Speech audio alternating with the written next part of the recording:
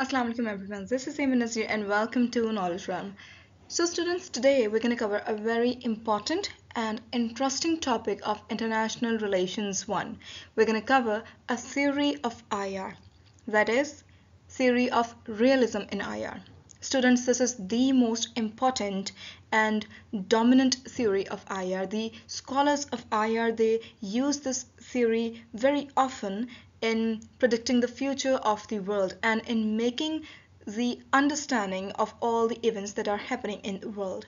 So this is a very important theory and it is very important to make good understanding of this theory. So today we're going to discuss this theory in detail. So stay focused and let's get started. Realism is one of the most dominant theories of IR. But before studying realism, before discussing this theory, I think first I should give you a definition of the concept theory. What is a theory? Well, according to Scott Burchell, theory is an artful abstraction that draws our attention away from the welter of confusing details and directs us towards what is most important to the case at hand. Now, just try to understand what Scott Burchell is trying to say here. Scott Burchell is saying that theory is an artful abstraction in IR. Now, what is this artful abstraction? Abstraction actually means the idea and the thought of something. So here, what are the ideas?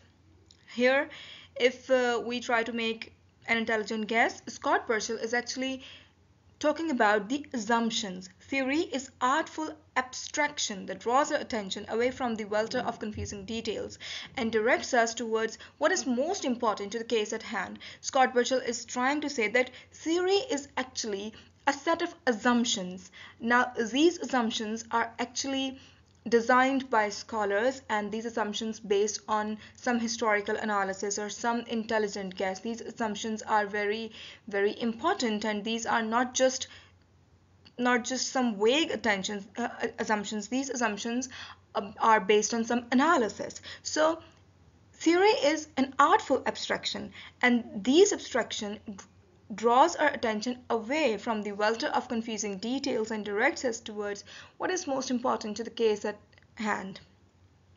Or we can say in simple terms that theories are beacons, lenses, or filters that direct us to what, according to the theory, is essential for understanding some part of the world. Now this is, again, this is a very interesting and easy definition, that theories are beacons, lenses, or filters. For example, realism is also a beacon, a lens, through which we can make understanding of what is happening in the world, and through which we can predict the future of the world.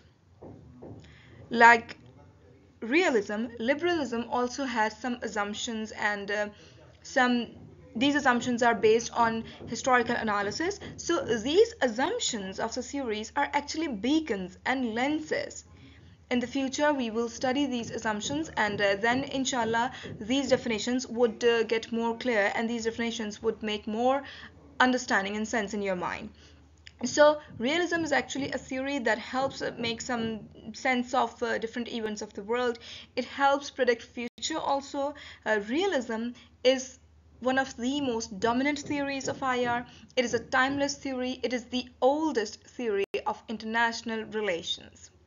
So now we understand what is a theory. Let's study the theory of realism in detail.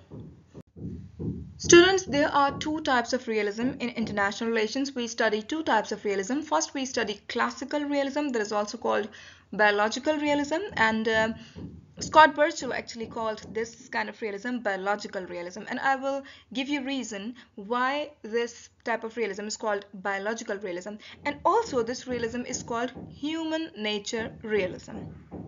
Then we have new realism, which is called structural realism. Here you can see this is Kenneth Waltz. Kenneth Waltz is considered the father of structural realism or new realism, but today, students, we would study in detail only the classical realism. We're going to start with classical realism. First, we would study classical realism in detail, and then in the future, in a completely separate lecture, we would study new realism and structural realism, and we would try to make good understanding of this kind of realism. So first we would study classical realism. Now we're gonna understand what is the theory of realism in IR. Well, before studying realism, first I would like to make understanding of the job of scholars of IR. What is the job of scholars of international relations? What do they do? And what are they interested in? Well, it's very simple to understand. Students, the scholars of international relations are actually interested in the study of international relations. They study international relations, they study the behavior of states in international relations, and they study the actions of states. They study that, okay, if a state took this decision and if a state made this move, why did the state do so? And why states behave like this, and what is the reason behind this behavior. So realist scholars, or I should say that all scholars of IR, be it realist or liberal or all scholars of IR, they are actually interested in the study of behavior of states in international relations. They study the behavior of states. So to study the behavior of states, they need some theories, because theories have some assumptions. They need some theories, and they use the assumptions of theories to make understanding of different events of the world. Now, realist scholars actually focus on the two imperatives of the world to study the behavior of states. They focus on two imperatives of the world to study the behavior of these states. And now here, from imperative, you can understand this is simply assumption. Realist scholars focus on two assumptions to study the behavior of the states. They have primarily two assumptions, and these assumptions are the assumptions of a realist theory. First of all, the first assumption is the selfish and egoistic nature of human. Realist scholars believe that human is of selfish nature, human is always egoistic, and human is deceitful. Human wants everything for itself. Human does not care about the needs of other people. So the first assumption of realism, on which realism is based, this is human selfish nature. The second assumption, a very important assumption, anarchic system of international society. Anarchic system of international society. The scholars of IR, the realist scholars of IR believe that we are living in an anarchic system of international society. Now, what does this anarchic system means? It simply means that states are living in a system where there is no supra-sovereign authority that can keep a check on the behavior or actions of the states. States are living in a mistrust. There is a trust deficit, and there is no authority that can prevent a state from doing something wrong against another state. So states are living in an anarchic system of international society. There is no supra-sovereign authority. So since states are living in an anarchic system of international society, and there is no one to help, there is no one to keep a check on the activities of the state, so they become selfish. These two assumptions are actually intertwined. Scholars believe that since human nature is selfish, so we are living in an anarchic system of international society. And then we can say that this is vice versa also. We are living in an anarchic system of international society, and I know that there is no one to help me. All the people are just selfish, and they would care for themselves only. So I would become selfish also, because I know that there is no one to help me. There is an anarchic system. So I have to take care of myself, and it's just me who would take care of myself, so I would also become selfish. These are the two most important assumptions of realist theory. This is the core of realism actually. Now Scott Burchell called this biological realism.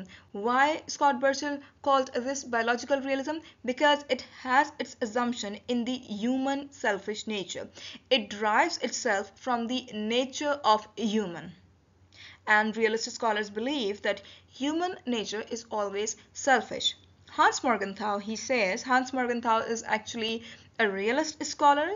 He wrote Politics Among Nations, the very famous book of IR, and he says, it's a very famous quote of Hans Morgenthau. He says, international politics, like all politics, is the struggle for power. And states try to maximize their power. States are always in pursuit of power. Why they are in pursuit of power? Because of the anarchic system of international society. States know that we are alone in this world and there is no one who would help us. There is an anarchic system of international society. There is no supra-sovereign authority who would come to help us in case of crisis or in case of war. So states just try to maximize their power because they want to ensure their survival. Then another thing, this is about the leader of the state. Realist scholars believe that rationality and state-centrism are the two characteristics of a state leader. A state leader would always be rational and it would always be state-centric. Whatever it does, it does for the betterment of the state. And the decision of a state leader would always be rational, and the interest and goals of a state leader would always be the interests and goals of the state. A state leader is state-centric. A state leader should not think about the other states of the world. A state leader should always just think about its state. A state leader should think about the survival of its state and power maximization.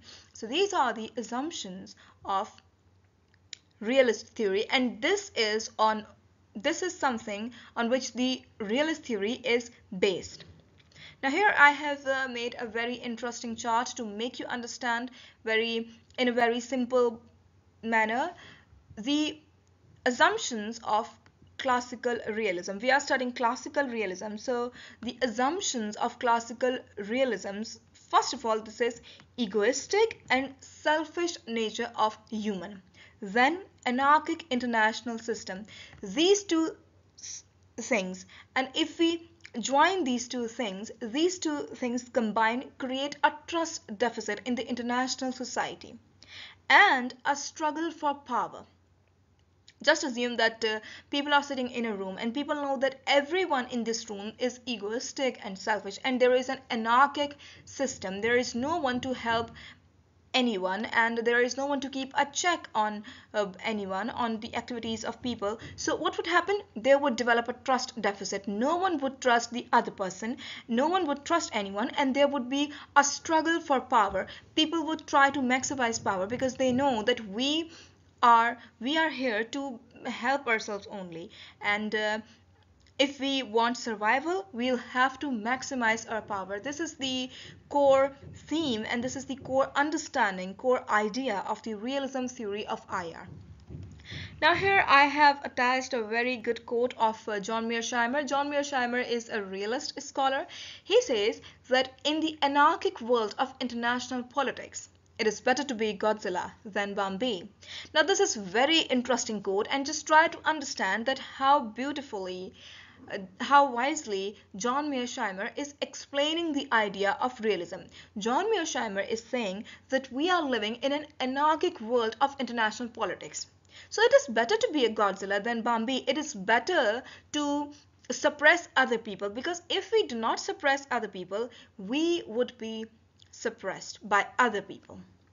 He's saying that it is better to be Godzilla than Bombay. Or in other words, I can say that he's trying to say that it is better to maximize power than be persecuted by those who have power.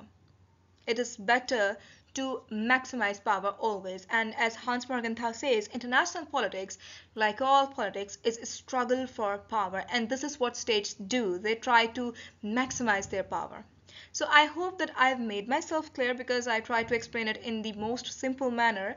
This is actually the core idea of realist theory of IR. These are the core assumptions, the two core assumptions, egoistic and selfish nature of human, then anarchic international system. Now these two things, these two characteristics of the world create a trust deficit and struggle for power. It leads to struggle for power. So this is the core idea of realism. I hope you all can understand this now very well. Okay, students, so now we have understand the two core assumptions of classical realism: selfish nature of human and international anarchic system. We know that these two assumptions actually make the core of classical realism. We know that classical realism is the most old theory of IR, and these two assumptions also, selfish nature of human and international anarchic system, these two assumptions also are the most old assumptions of classical realism. These two make the core of classical realism. But students, with the passage of time, scholars came up with some new assumptions also for classical realism, and here now we would study these new assumptions of classical realism. Well, these are not very new, but yes, these came after the two core assumptions of classical realism, and today here now we will study 5 core assumptions of classical realism. Starting with the selfish nature of human. We have studied this in the previous slide. Realist scholars believe that human is selfish and egoistic in nature, and it can do anything for its interest. This is the core assumption of classical realism. Niccolo Machiavelli, who was the Italian scholar, Italian writer of 16th century, he said, of mankind, we may say in general, they are fickle, hypocritical, and greedy of gain. This is the core assumption of classical realism, that human is selfish and egoistic, human is not trustworthy, human would always care for itself, and human would always try to create a loss for its fellow beings, and this is the nature of human. Then the second core assumption of classical realism, state as principal actor. Students, all the realist scholars, they believe that state is the principal actor in the world. State is the principal actor and all other actors are secondary, and their power and importance is limited.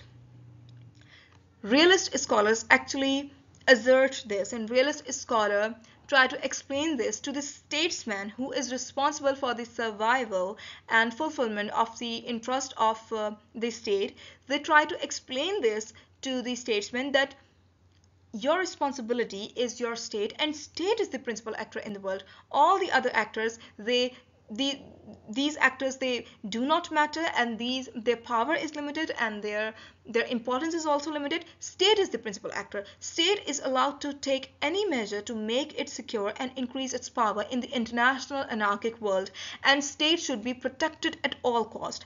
And the main goal of a statesman should be survival of its state, because state is the principal actor. Then the third assumption, state as unitary actor. The realist scholars believe that state is united and state represents all the people of a state. It is a unitary actor. It is united in all its goals and interest. It is not possible that one person of the state has some goal for the state and the other person has some other goal for the state. No, state is a unitary actor, and it should be united all the time. It should be united in war. It should be united in peace. It is a unitary actor. Now the fourth assumption of classical realism. This is a very interesting assumption, and students just try to understand it. Rational statesmen. The scholars of IR, the scholars of realism, they believe that statesman is always rational. Whatever statesman does, it would be rational. It doesn't matter if the act is moral or immoral. No, it doesn't matter. If the act of statesman serves the interest of the state, and if the act of a statesman guarantee the survival of the state. It is rational. It doesn't matter if it's moral or immoral. Statesmen are always rational, and their interest is the interest of their state. Niccolo Machiavelli was actually realist, and his view of the world shows that he was a realist scholar. He said, this is very interesting quote, obey the ethics of responsibility rather than the conventional religious morality that guides the average citizen. That is, they should be good when they can, but they must also be willing to use violence when necessary to guarantee the survival of the state. Students, this is a quote. I've taken this from the letter of Niccolo Machiavelli to the Prince of Italy at the time. The Prince was actually a letter that Niccolo Machiavelli wrote to the Prince of Italy in 16th century, and students, this was a letter in which Niccolo Machiavelli actually gave some advices to the Prince of Italy. And this right here that I have just that I've written here, this is also a kind of advice that Niccolo Machiavelli gave to the Prince of Italy at the time. Now, what Niccolo Machiavelli is trying to say here, this is very interesting. Niccolo Machiavelli is saying that the Prince of Italy, you should obey the ethics of responsibility. Why? Because you are not an average citizen. You are a statesman.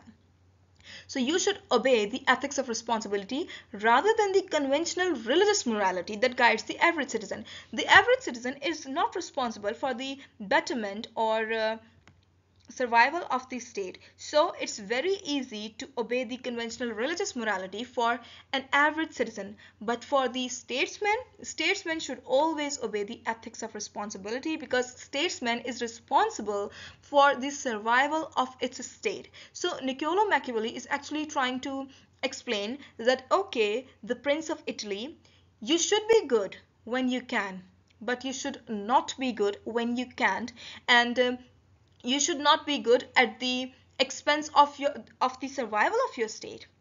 You should be willing to use violence when necessary to guarantee the survival of the state. You should persecute people of other states if it serves the interest of your state. Now, this is an immoral act. Persecution of the people of other state, this is not a moral act, this is an immoral act. But for statesmen, this is rational. Why? Because it is serving the interest of a state, and it is guaranteeing the survival of the state.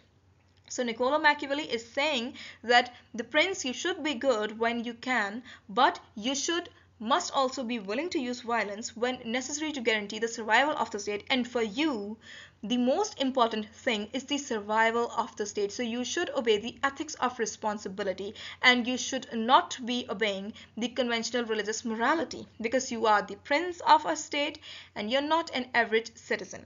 So this core assumption actually explains that whatever statesmen do, be it moral or immoral, be it persecution of the people of other states, be it conflict, be it war, be it some cunning act or some deceitful act, this is rational for the statesman if it's serving the interest of the state, if it's guaranteeing the survival of the state. It is rational, and a statesman is always rational. Whatever a statesman do, whatever a statesman decides to do, it would be rational. So this is a very interesting assumption of classical realism.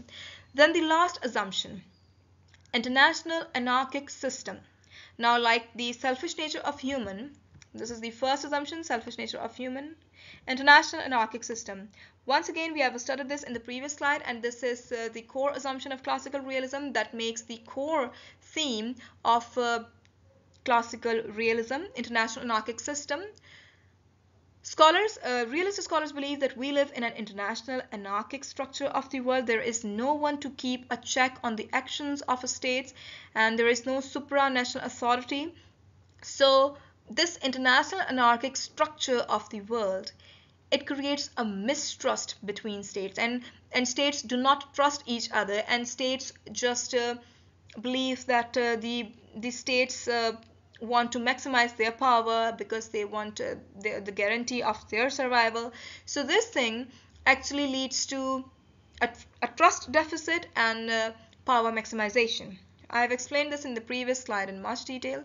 John Mearsheimer, who is a realist scholar, he said, in the anarchic world of international politics, it is better to be Godzilla than Bambi. Why? Because we are living in an international anarchic system. There is no one to help a person, and there is no one to stop a state that is committing violence against another state. So if you want to ensure your survival, you should just maximize your power.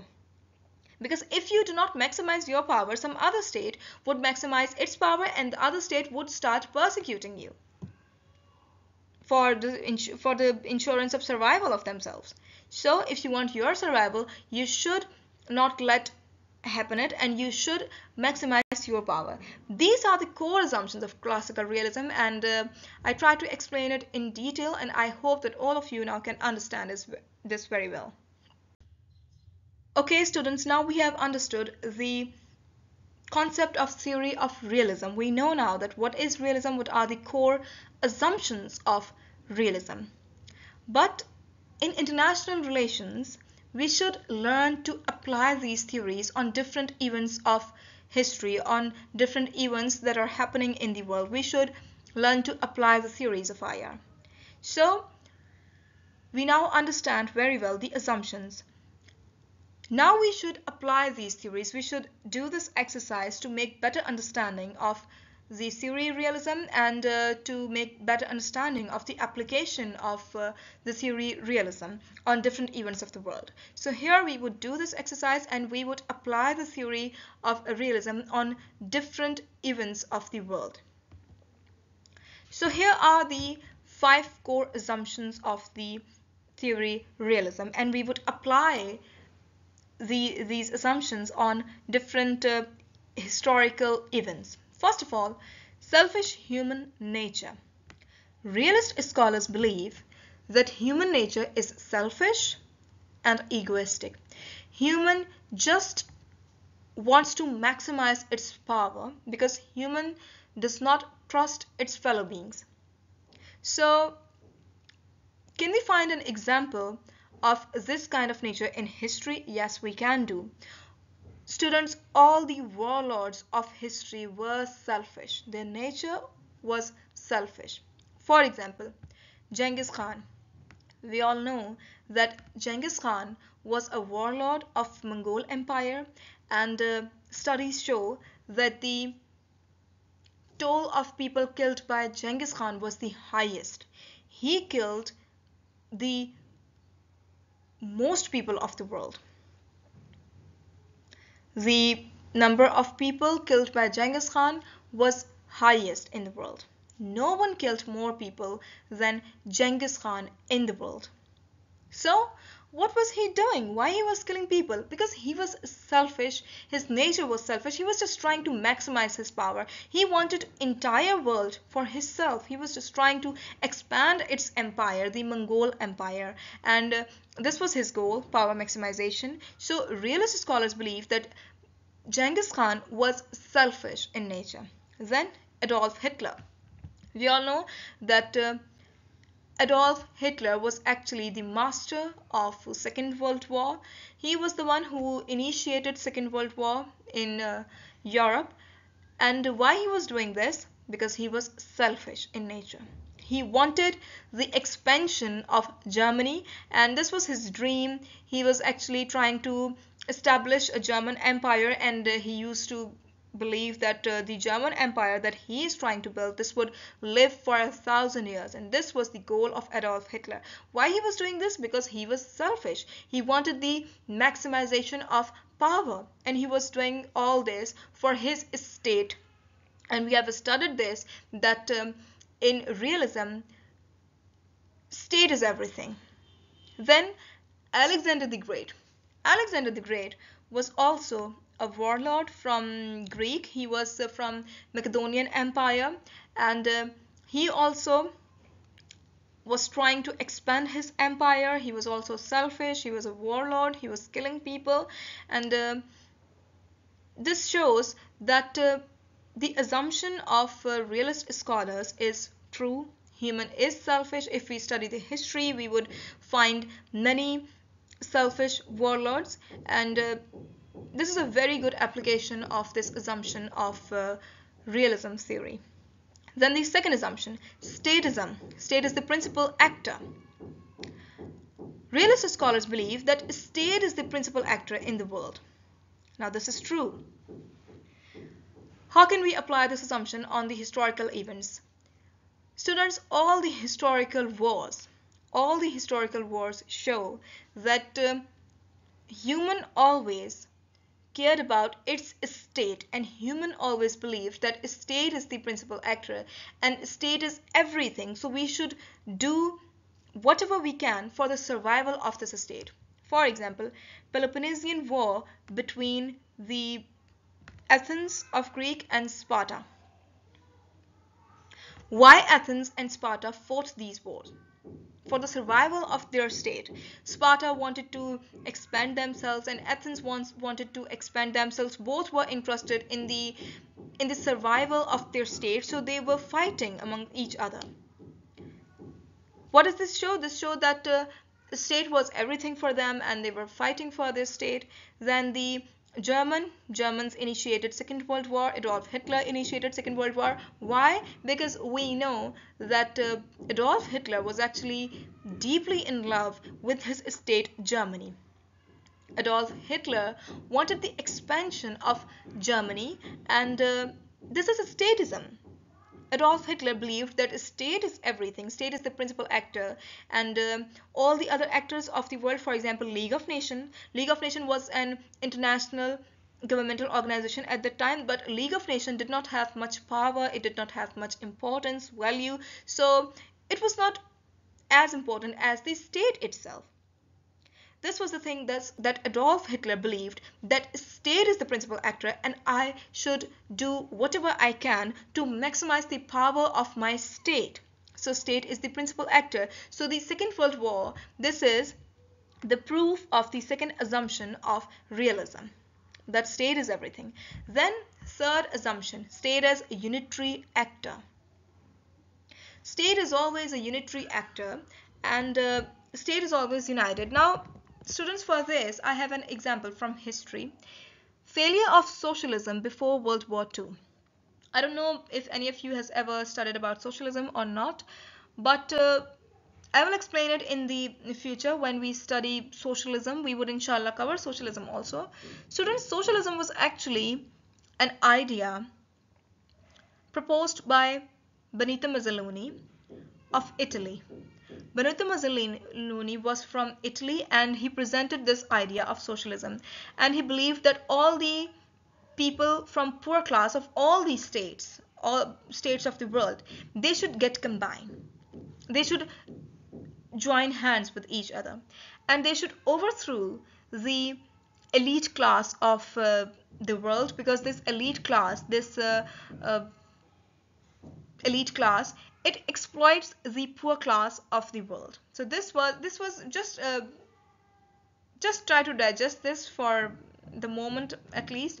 This was the socialism that Benito Mussolini actually proposed before World War II and after World War I. In between these two wars, he proposed this idea of socialism, that all the poor people of different states of the world, they should join hands and they should try to overthrow the aristocracy and all the elite people of the world, because they exploit these poor people and they enjoy life at the expense of these poor people. So poor people should join hands and poor people should overthrow the elite class of the world.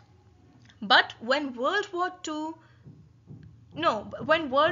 I started, well, this idea came before World War I. Sorry, I was wrong. This idea did not came between these two wars. This idea came before World War I. Before World War I, Benito Mussolini gave this idea of socialism. And when World War I started, Benito Mussolini witnessed that the states were all the people of the state got united, be it poor people, middle class, or the elite class of the state. All the state people of the states get united, and they started fighting with other states.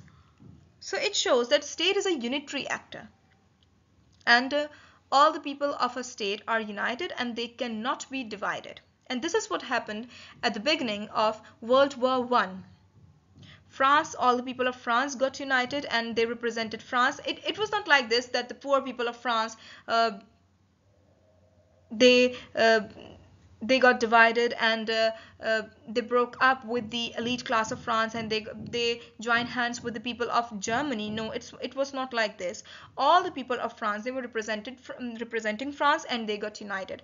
Then all the people of Germany, they were representing just Germany. So this thing explained one thing. This thing made one thing clear, that nationalism is this is stronger than socialism, and it shows that a state is a unitary actor, and state is the most powerful actor.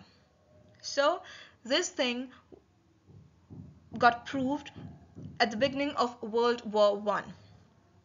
Then the fourth assumption of realism: rational statesmen. Statesmen are always rational. Whatever they do, it's in the interest of the state. Now, historical event. First of all, nuclear bomb attack of US on Japan in 1945. We all know that US attacked Japan. US threw 2 nuclear bombs on 2 cities of Japan in 1945 to end World War II. And this action was actually just a unilateral action. US did not take in confidence its allies. US did not consult with the Britain. US did not take confidence the Russia. This was a very unilateral action. In fact, US did not even tell its allies before committing this attack. And when US attacked Japan, its action was considered rational, because after these attacks, the World War One ended and the people of Japan, they surrendered. But this was actually a very, very cruel act, and Japan faced severe consequences after these attacks. But since it was the action of a statesman, it was the action of a state, it was considered rational. Although it was unilateral, and US did it on its own behest only, US did not take in confidence its allies, but this was considered rational. Then Russian invasion of Ukraine in February 2022. We all know that in February 2022, the Russian forces invaded Ukraine. And why they invaded Ukraine? Because there was a threat of NATO expansion in Eastern Europe, and Vladimir Putin was not liking these activities of Ukraine and the Western countries. So he invaded Ukraine because all he wanted was the survival of its own state. Russia actually wanted to create a buffer zone between the Western Europe and Eastern Europe, and Ukraine was between these Western Europe and Eastern Europe. And now the Western countries were bringing NATO to Ukraine, and Vladimir Putin did not like this. Vladimir Putin did not want NATO just across its border, the border of Russia. So Vladimir Putin invaded Ukraine. Although this is immoral and this was violence against Ukraine, but still this was a rational act by a statesman, because it served the interest of Russia. It was in the interest of Russia, because Russia wanted to ensure its survival. Russia did not want NATO just across its border. So Vladimir Putin, he invaded Russia. So this was a rational act, and this is considered irrational by the realist scholars. They believe that yes, this was a rational act, and Vladimir Putin, he was compelled to do this because he wanted to guarantee the survival of its state. And this is what Niccolo Machiavelli taught the Prince of Italy, that you should be good whenever you can, but you should be willing to use violence whenever it's necessary to guarantee the survival of the state. And this is what Vladimir Putin did. Then the last assumption of realism, international anarchic structure. We all know that we are living in an international anarchic structure. There is no supranational authority to prevent the violent act of some states. For example, Russian invasion of Ukraine in February 2022 and in Crimea in 2014. We all know that Russia invaded in Ukraine in February 2022, and there was no one to prevent this action of Russia. Russia did this, and entire world was watching. And even till date, Russian troops are in Ukraine and they are attacking Ukraine. Why? Because we are living in an international anarchic structure. And there is no one to stop this violence. And in 2014, Russia annexed Crimea. Here is Crimea, you can see. Here is Crimea. I have attached a map here also. And all this shows that yes, realist scholars are right in their assumptions and we are living in an international anarchic system. Then another example from history, invasion of America in Iraq in 2003. We all know that in 2003, the American troops, they invaded Iraq for no reason. There were no reason, and they just invaded Iraq, and they did not face any consequences. They did not face any punitive measures against the Americans did not face any punitive measures. They just invaded Iraq, and they overthrew the government of Saddam Hussein in Iraq. So this was once again the manifestation of this assumption, international anarchic system of the world. Now we have studied in detail the application of realism theory. We have applied all these assumptions on the historical events. And now we can make a better understanding of this theory, realism. We know now that why realist scholars believe in these things and why these are the assumptions of realism. We have applied these assumptions on different events of history. Now students, a question arises in my mind that where did all these assumptions come from? Who designed these assumptions? And how come all the realist scholars believe in these assumptions? And how and why do they use these assumptions to make better understanding of the events of the world? Where did all these assumptions come from? Well, to understand this, we'll have to study the history of realism and we'll have to study the origin of realism. But that's a long story, and inshallah we would discuss the history of realism in the next lecture. So till then, thank you, Allah Hafiz, and don't forget to like, comment, share this video, and don't forget to subscribe the channel Knowledge Realm. Thank you, Allah Hafiz.